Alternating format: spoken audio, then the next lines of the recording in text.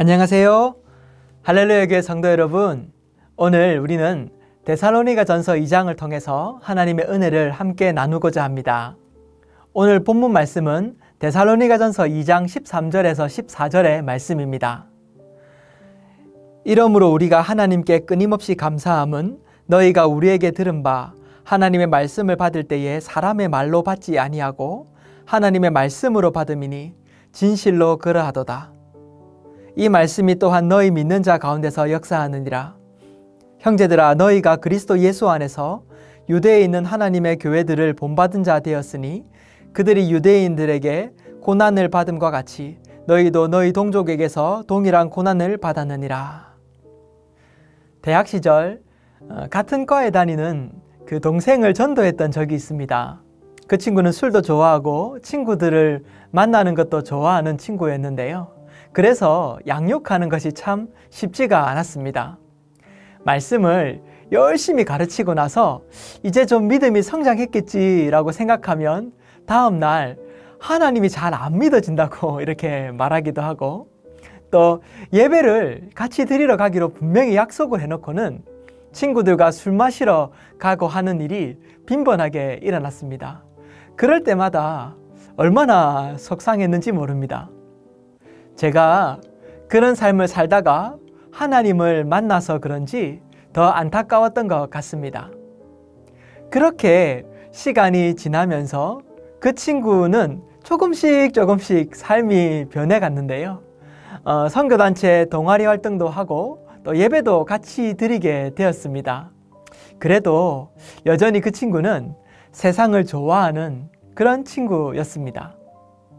이후에 저는 대학을 졸업하게 되어 이렇게 연락이 뜸해지게 되었습니다. 어느 날 동아리 모임에 활동하는 친구들이 이렇게 전화를 하게 되었는데, 아니 그 친구가 이제는 변하여서 신앙생활도 열심히 하고 있고 또 학교에서 그 선교단체 동아리 그 대표를 하고 있다는 소식을 듣게 된 것이었습니다. 참 그때 얼마나 감사하고 기쁘던지요. 이렇게 말썽꾸러기였고 또 하나님을 거부했던, 그렇게 주님을 잘 찾지 못했던 그 친구가 하나님을 만나서 하나님의 일꾼이 되었다는 아름다운 소식 때문에 너무 감사했습니다. 하나님이 일하셨구나. 그렇게 하나님의 열심은 결국 한 영혼의 마음을 돌이키시는구나 하고 하나님께 감사했던 기억이 있습니다. 이처럼 전도를 위해 기도하는 자에게 있어서 다른 어떤 것들보다도 한 영혼이 주께 돌아오는 것을 볼 때에 그 진정 큰 기쁨과 감사가 있는 것 같습니다. 사도 바울은 위대한 전도자였지요. 그는 모든 것을 하나님께 걸었던 사람이었습니다. 그는 세상의 명예나 부를 배설물처럼 여겼던 그런 사람이었습니다. 그런 그에게 참 기쁨이 무엇이었겠습니까? 그에게는 오직 기쁨이 부르심을 받은 대로 이방인의 사도가 되어 이방인들이 주께 돌아오는 것을 보는 것, 그것이었겠지요. 오늘 본문에 등장하는 이 데살로니가 교회가 바울에게 있어서는 그런 교회였습니다. 사도행전을 살펴보면 사도 바울이 2차 전도여행에서 빌립보를 방문하고 난 다음에 방문한 도시가 바로 이 데살로니가였습니다. 빌립보에서 바울은 복음으로 인해 고난과 폭행을 당합니다. 보통 폭행을 당하게 되면 두려움이 생기지 않습니까? 이렇게 두려움이 생겨서 피할 것만 같기도 한데, 이 사도 바울은 그 자리에서 툭툭 털고는 일어나서 곧 데살로니가로 내려가 그곳에서 복음을 전하였습니다. 참 대단한 사람이었지요.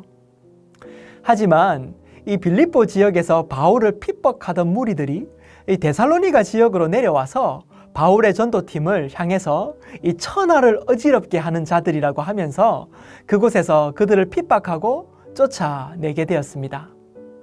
그래서 바울은 참 짧은 기간을 데살로니가에서 사역을 하였습니다. 학자들은 그 기간을 약 3주 정도로 보고 있는데, 바울이 복음을 전하여 성도들의 믿음을 세우기에는 정말로 짧은 기간이었지요. 그런데 이 짧은 기간에 복음을 전하였는데 글쎄 그곳에서 바울의 말을 듣고 회심한 그리스도인들이 생겨나게 된 것이었습니다. 그렇게 시작된 교회가 바로 이 데살로니가 교회입니다. 바울은 고난 속에서 아마 그들로 인해 큰 위로를 받았을 것입니다. 그는 데살로니가에서 쫓겨난 후에도 데살로니가 교인들을 생각하였겠지요. 여러분 전도를 해보신 분은 알지 않습니까? 복음을 듣고 예수를 믿겠다고 하고 난 후에 얼마나 신경이 쓰입니까? 제가 대학 시절 그 친구를 전도하고 난 후에 겪었던 그러한 고생처럼 혹시 마귀가 유혹하여서 그 어린 믿음이 넘어지지는 않을지, 또는 고난과 핍박으로 인해서 주님을 떠나지는 않을지 늘 마음이 쓰이는 것입니다.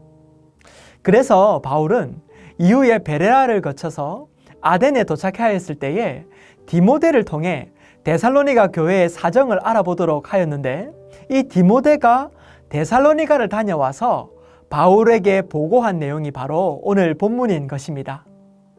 그렇다면 데살로니가 교인들은 어떻게 믿음을 지키고 있었을까요? 첫째로 사람의 말이 아니라 하나님의 말씀을 받았다고 기록합니다. 말씀은 이렇게 말합니다.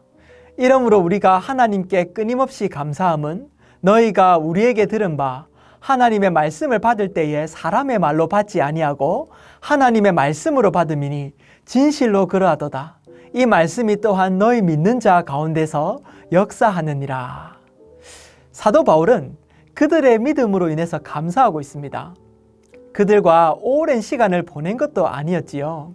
오히려 쫓기는 가운데 그들에게 복음을 전했습니다. 그렇기에 그들이 볼 때에 이 사도 바울은 세상을 어지럽게 하는 자인 것처럼 보일 수 있는 상황이었습니다. 바울은 말끔하게 차려입고 또 권위를 가지고 복음을 전한 것도 아니었습니다. 엉망이 된 채 도망자의 신분으로 전한 그 복음을 듣고 데살로니가 교인들은 회심하게 된 것이었습니다.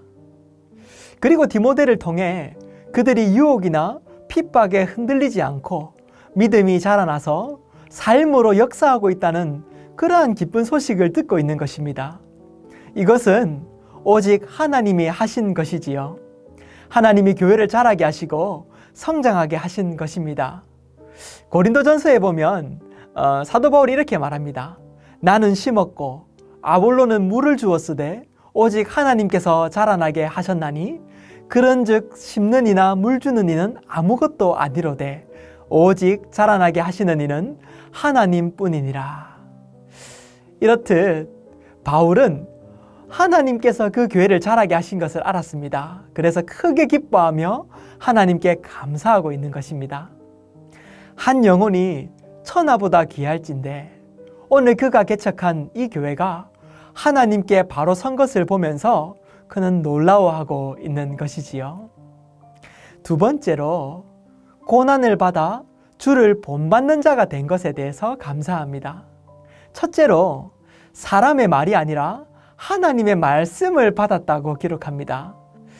데살로니가전서 2장 14절을 보면 형제들아 너희가 그리스도 예수 안에서 유대에 있는 하나님의 교회들을 본받는 자 되었으니 그들이 유대인들에게 고난을 받음과 같이 너희도 너희 동족에게서 동일한 고난을 받았느니라. 사도 바울은 데살로니가 교회가 유대에 있는 교회들을 본받아 고난에 동참하고 있다고 말하고 있습니다. 그리고 그 고난을 받는 것이 곧 우리와 주를 본받는 자가 된 일이라고 말하는 것입니다. 바울은 늘 고난 속에서 복음을 전하는 삶을 살았습니다. 그는 할례로 인해 또 사도권으로 인해 같은 동족에게서도 또 그가 개척한 교회에서도 늘 변론을 해야만 했습니다. 그래서 고난은 늘 그의 친구였지요. 그런데 이 데살로니가 교회는 믿음이 자라서 오히려 고난을 두려워하는 것이 아니라 고난에 동참하는 믿음의 동역자가 된 것을 듣게 되는 것입니다. 데살로니가 교인들은 바울이 전한 복음을 받아들인 후에 그들은 자신들의 가족과 동족들이 섬기는 우상과 또 문란한 생활을 버리게 되었고 그 일로 인해서 가족과 동족들로부터 극심한 단절과 핍박을 받게 된 것이었습니다. 선을 위해서 고난을 받는 것이 얼마나 놀라운 믿음입니까? 그리고 그들의 믿음이 이렇게 소문이 나게 되어서 모든 믿는 자의 본이 되었다고 성경이 말해주고 있는 것입니다. 1장 7절에서 이렇게 말하지요. 그러므로 너희가 마게도냐와 아가야에 있는 모든 믿는 자의 본이 되었느니라. 짧은 시간 복음을 들었던 그들이 예수 그리스도를 닮아 고난에 기꺼이 참여하며 다른 교회에도 선한 영향력을 끼치고 있는 것입니다. 사랑하는 성도 여러분, 바울에게 있어서 데살로니가 교회의 소식은 고난을 받는 중에 듣는 큰 기쁨의 소식이요 위로였습니다. 그가 개척하고 또한 말씀으로 세운 이 교회가 잘 자라서 이렇게 아름다운 영향력을 주는 교회가 되었으니 참 자랑스러웠을 것 같습니다. 바울의 기쁨은 오직 영혼이었습니다. 복음을 따라 사는 것, 그리고 복음을 전하는 것 말이지요. 혹시 여러분에게는 이처럼 기쁨을 주는 이들이 있습니까? 복음으로 인해 이렇게 세워져 가는 그러한 동력자가 있냐는 말이지요. 영혼은 우리의 큰 상급이며 하나님의 기쁨이요 또 우리의 기쁨입니다. 혹시 전도되어 양육받는 이가 있다면 그들을 위해 기도하고 오늘 전화통화를 한번 해보는 그런 하루가 되시면 어떻겠습니까? 하나님께서는 이렇게 영혼을 향해 마음을 두는 것으로 우리에게 넘치는 감사와 기쁨을 부어주실 줄 믿습니다. 기도하시겠습니다. 사랑하는 하나님 아버지 감사합니다. 데살로니가의 소식을 듣는 바울은 얼마나 기뻤을지요. 그 상상을 해보는 것만으로도 저희들의 마음에도 큰 기쁨이 넘칩니다. 하나님, 우리가 오직 복음의 마음을 두게 하여 주시옵소서. 데살로니가 교회를 개척하고 세워나가는 기쁨과 같이 아버지 우리에게도 영혼을 향한 마음을 두어 한 영혼을 주께 돌아오게 하고 그 영혼을 예수 닮게 하는 그 양육의 사역을 통해 큰 기쁨이 넘칠 수 있도록 인도하여 주시옵소서. 예수님 이름으로 기도합니다. 오늘 질문입니다. 나에게 데살로니가 교회와 같은 이는 누구입니까? 그들을 위해서 어떤 일을 행하시겠습니까? 오늘 이 질문을 통해 하루 종일 하나님을 기억하는 그러한 하루 되시길 축복합니다.